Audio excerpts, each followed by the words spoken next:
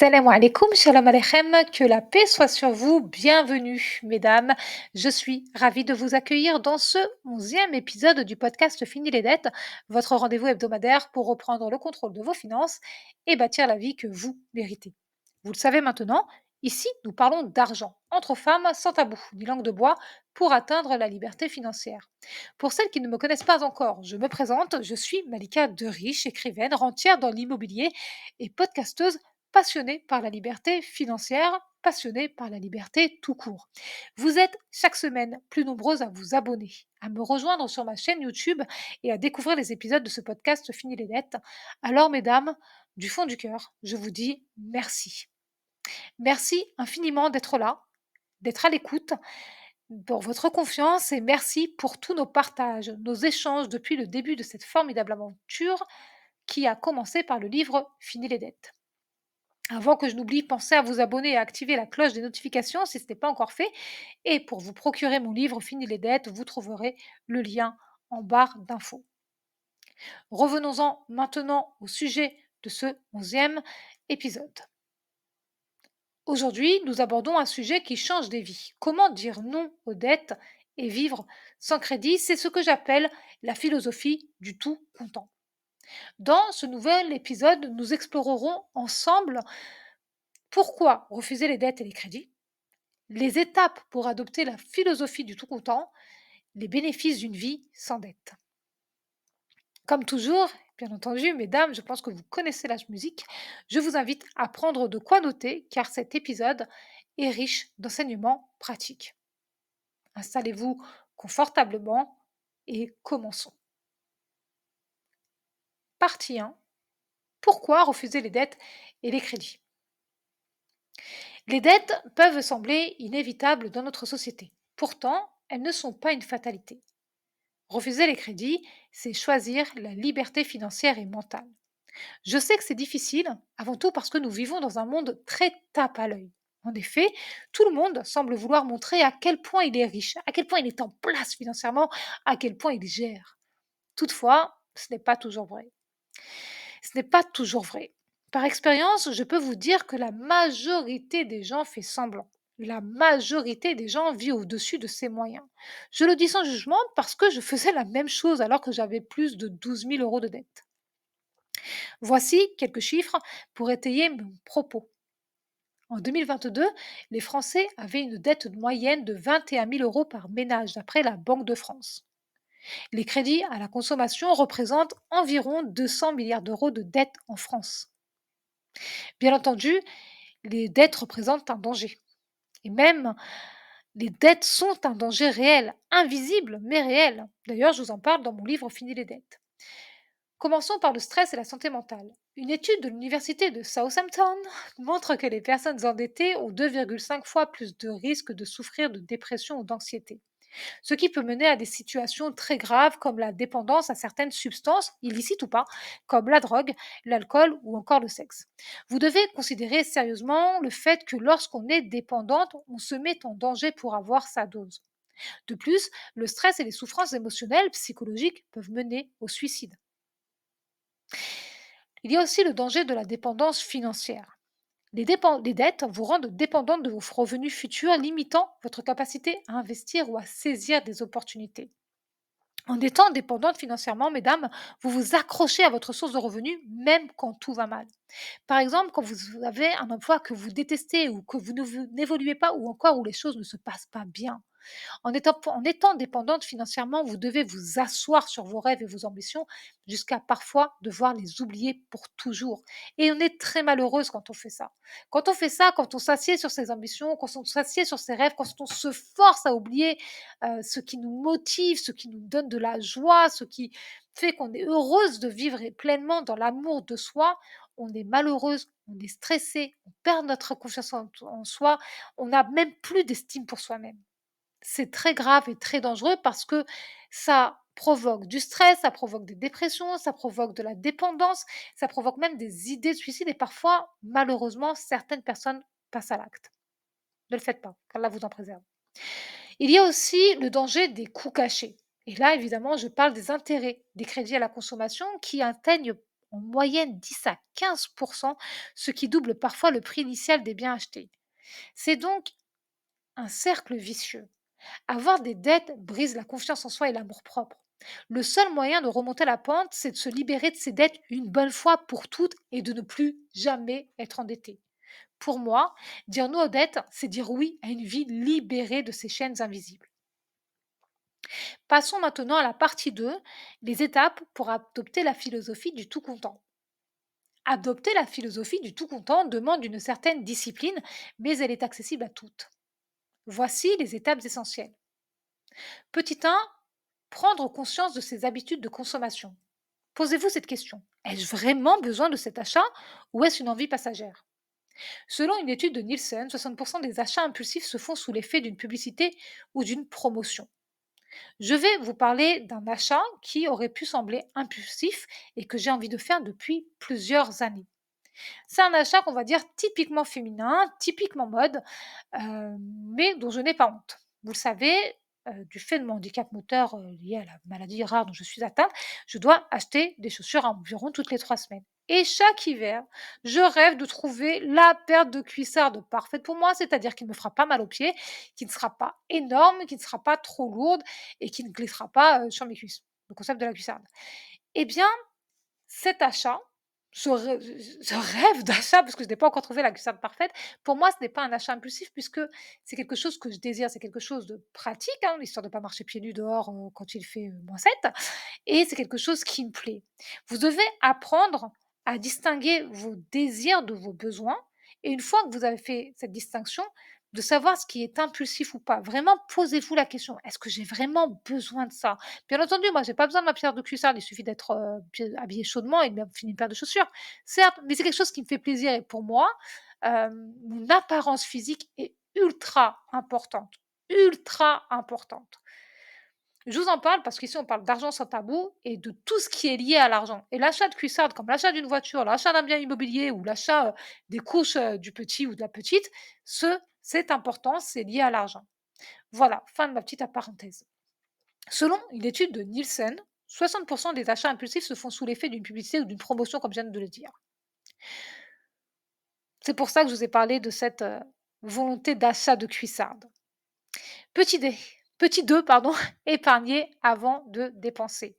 Mettez en place un système d'épargne automatique pour vos projets, vacances, voitures, électroménager, cuissardes, non je plaisante. À chaque projet, une enveloppe. Si vous ne savez pas ce dont je parle, je vous invite à lire Fini les dettes. Vous trouverez le lien dans la barre d'infos. C'est un livre dans lequel j'explique absolument tout ce qu'il y a à savoir sur l'argent pour se libérer des dettes et avancer sereinement vers la liberté financière, pas à pas, pour que vous avanciez à votre rythme, sans culpabilité, ni même vous comparer à qui que ce soit ici-bas. Mon astuce, divisez vos revenus en 3 parties. Une partie pour les dépenses essentielles, une partie pour vos projets, une partie pour l'épargne ou l'investissement. Personnellement, et vous le savez, je vous en ai déjà parlé, je n'aime pas la gestion par pourcentage. Je trouve que c'est inutile et on n'en a pas besoin pour atteindre ses objectifs. Faites vos calculs simplement et attribuez la part nécessaire à vos dépenses essentielles fixes et non fixes. Pour rappel, les dépenses essentielles sont toutes celles sans lesquelles on ne peut pas vivre dignement. Ensuite, voyez ce qui reste. Déterminez un montant à épargner et ou investir. Et un dernier montant pour vos projets. Je vous conseille aussi, si vos finances vous le permettent évidemment, de créer une enveloppe plaisir. C'est dans cette enveloppe que j'irai piocher pour m'acheter mes cuissardes quand je les aurai trouvées. La méthode des 50-30-20 semble parler à beaucoup de gens. Alors, si vous voulez utiliser cette méthode, vous devez d'abord connaître le montant de vos revenus mensuels avec exactitude. D'ailleurs, quelle que soit la méthode, que vous ayez une méthode à suivre ou pas, en dehors de celle de Fini les dettes, vous devez connaître le montant de vos revenus avec exactitude. Et quand je dis avec exactitude, c'est au centime près. Je vous en ai parlé dans le livre Fini les dettes. Lisez-le, relisez-le, procurez-le vous via le lien tout simple qui se trouve dans la barre d'infos. Prenez la moitié de vos revenus mensuels, donc 50%, pour vos dépenses essentielles. Divisez le reste en deux. Un peu plus de la moitié, 30%, ira dans vos projets et le reste pour l'épargne ou les investissements. Il y a une chose que je tiens à vous rappeler, mesdames. Vous devez mettre en place un budget mensuel et le suivre. Ces 3 catégories, elles doivent être intégrées à votre budget mensuel de base et ça doit être, vous ne devez pas y toucher, ça doit être obligatoire. Ça doit être obligatoire. payer les factures, et les charges courantes, épargner pour le projet et donc là et l'épargne ou l'investissement, 20 là. Petit 3, créez-vous un fonds d'urgence, une épargne de précaution ou de sécurité, j'en parle tout le temps, équivalente à 3 ou 6 mois de dépenses essentielles est indispensable pour éviter les crédits en cas d'imprévu. D'après l'INSEE, seulement un Français sur 3 pardon, dispose d'une telle épargne. Pour vous aider à constituer cette épargne, voici ce que je vous conseille de faire. Définissez le montant exact de vos dépenses essentielles mensuelles. Ensuite, tout simple, multipliez-le par 3 ou 6. Mettez en place un virement automatique pour créer cette précieuse épargne de précaution. Et bien sûr, avancez toujours à votre rythme. Bien entendu, la constitution de cette épargne ne doit jamais déstabiliser votre budget. Cela signifie que vous ne devez pas être dans le rouge pour créer cette épargne. Vous ne devez pas non plus utiliser le crédit bancaire pour créer cette épargne. Faites avec ce que vous avez pour commencer. Et si possible, vous augmenterez le montant au fil du temps, si possible. Pour rappel, ce n'est pas le montant épargné qui compte, mais bien et bien la régularité et la constance. Petit 4, refusez les paiements différés et les crédits revolving. Refusez-les. Les paiements en plusieurs fois ou les cartes de crédit sont des pièges déguisés. Ils sont déguisés en bonnes affaires. Ils sont déguisés en bons plans. Ils sont déguisés en toi, t'es maligne, tu payes en plusieurs fois. Toi, t'es maligne, tu gères bien ton argent. Rien du tout. Ça donne juste l'illusion d'une liberté financière alors qu'ils creusent des dettes invisibles. Je me souviens d'une lectrice de Fini les dettes qui m'a confié qu'elle devait acheter un nouveau portable. Elle va au magasin et là, le vendeur, évidemment, lui propose de payer son nouveau portable en plusieurs fois, en ajoutant 8 euros par mois à son forfait. Elle a refusé. Elle a dit non. Et bravo à elle. Elle avait besoin d'un portable, pas d'un nouveau forfait. Et elle a payé un nouveau portable son nouveau portable en une seule fois. J'allais dire comme une grande. Quand elle est sortie de la boutique, son téléphone lui appartenait vraiment, vous comprenez? Elle a réellement investi dans l'achat de son téléphone portable. Elle avait besoin d'un téléphone portable. Elle est partie acheter son téléphone portable. Elle est ressortie avec son téléphone portable et son téléphone portable lui appartenait parce qu'elle l'a payé comptant. Elle, elle était contente de son achat et sereine parce qu'elle n'avait plus rien à payer. Elle est sortie, sa seule priorité, c'était, faire avec ce téléphone portable. C'était juste apprendre à utiliser son nouveau téléphone portable, mettre ses contacts et cetera. Pas: «Ah le mois prochain, il faut que je paye 8 € en plus». Il y a pas eu de ça et ça, c'est important. C'est ça la sérénité et la liberté financière. Partie 3, voyons les bénéfices d'une vie sans dette. Vivre sans crédit, c'est bien plus qu'une décision financière. C'est un état d'esprit. Un état d'esprit. Et voici ce que vous y gagnez. Croyez-moi, ça vaut tout l'or du monde. Petit 1, la sérénité mentale, pardon, la sérénité mentale. Est-ce que vous aimez dormir tranquillement? Eh bien, quand vous vivez sans crédit, vous dormez mieux parce que vous savez que tout ce que vous possédez vous appartient vraiment, comme ce téléphone portable de cette lectrice. D'après une étude du Journal of Economic Psychology, les personnes sans dette se sentent 30% moins stressées et je confirme. Petit 2, plus d'opportunités d'investissement.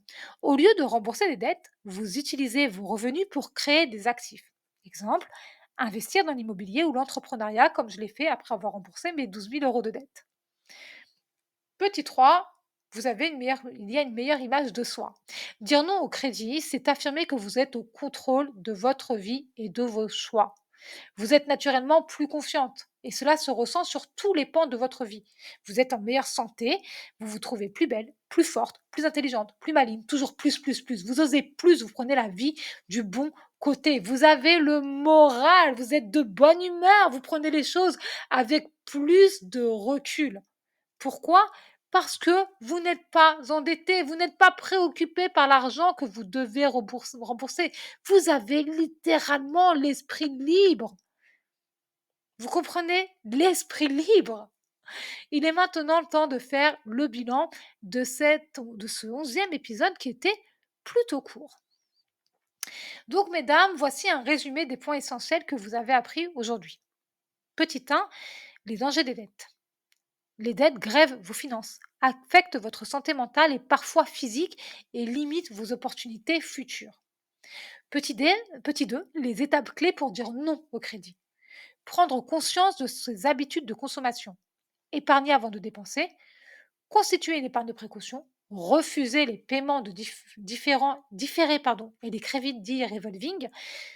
Et puis aussi, disons-le clairement, juste entraînez-vous devant le miroir à dire non, non, non, non. Et d'ailleurs, ça c'est valable pour chaque chose de la vie que vous ne voulez pas faire. On vous invite à prendre un verre, vous n'avez pas envie de sortir. Ou vous savez que ça va vous mettre en péril financier, dites non. Et si on vous demande pourquoi, dites la vérité. Les gens l'acceptent ou pas, c'est eux que ça regarde. Dites non et dites la vérité. Dites non. Voilà. Est-ce que tu veux en prendre un verre? Non. Point. Vous avez le droit de dire non. Vous avez le droit de dire non aux gens, vous avez le droit de dire non aux dettes, vous avez le droit de dire non au crédit. Vous êtes au contrôle de votre vie. Petit 3, les bénéfices d'une vie sans dette, sérénité mentale, opportunité d'investissement et une meilleure estime de soi, c'est tellement important. Rappelez-vous, mesdames, la philosophie du tout comptant n'est pas seulement un choix financier, c'est une décision de vie, un style de vie même. C'est un acte de confiance en vous-même et en votre capacité à gérer vos ressources. Voilà ce que signifie vivre sans dette et adopter la philosophie du tout comptant. C'est vrai, c'est un chemin de discipline et de satisfaction personnelle qui vous offre la liberté de choisir votre vie. Vous savez, j'aime voyager. Mais j'aime vraiment beaucoup, beaucoup voyager.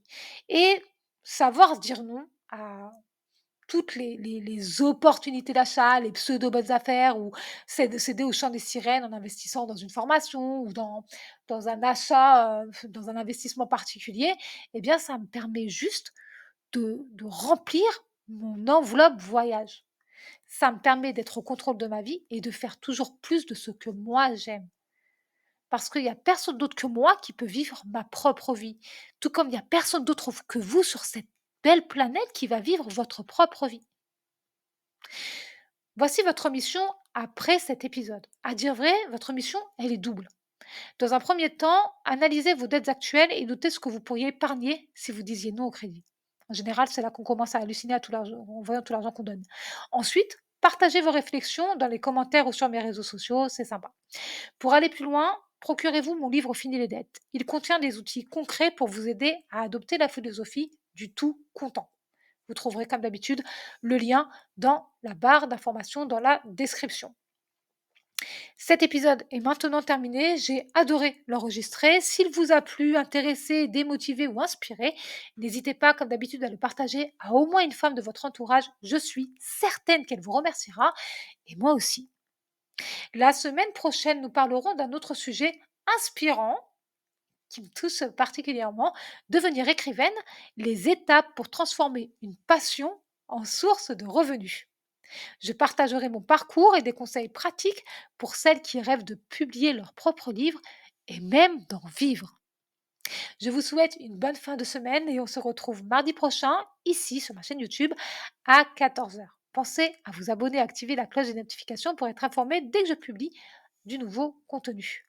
En attendant, mesdames, prenez grand soin de vous et de vos finances et rappelez-vous, votre avenir financier est entre vos mains. Bye bye!